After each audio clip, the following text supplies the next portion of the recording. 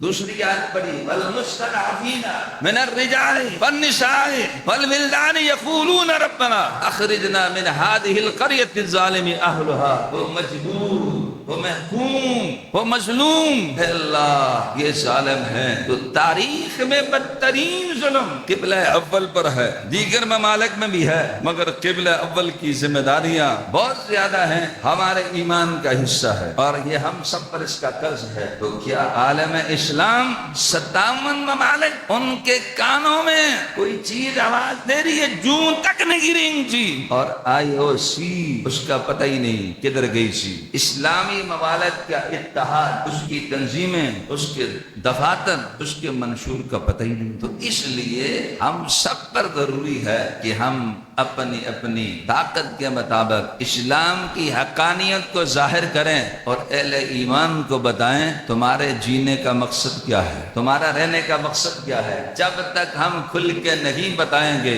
آپ صدقے دل سے سنیں گے نہیں، اس دین کی سمجھ نہیں آئے گی۔